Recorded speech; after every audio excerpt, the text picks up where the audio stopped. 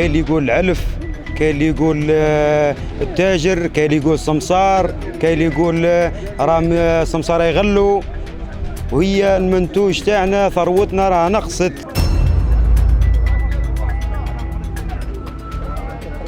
يبدو لي كاين نوع من المضاربه، لانه كنت قارن اسعار اللحوم عند الجزار بالكبش حي، يعني نحس انه كاين نوع من المضاربه. نعرفوا ناس تخدم هنا ب 1700 كيف راح يشري خروف تاع 6 ملايين ل 7 ملايين.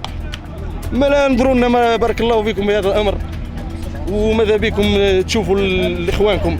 ما ترايش الواحد راه عنده مدخول يدي في 15 ولا 16، احنا الله يبارك السوناتراك هذاك وما يغلبوش. ما كانش ماليه هذوك انت يا ولادك يقراوا وهذا ولادته يقراوا، وانا راني هامل مولداتي بعرقوب ولا كيما نحكي لك. تراك تدي في 8 ملايين 9 ملايين تصرف في مسعيده مطبل، تجي لواحد كيما هذا داير زريبه تاع قلم تقول له الكبش قالي ب 10 ملايين.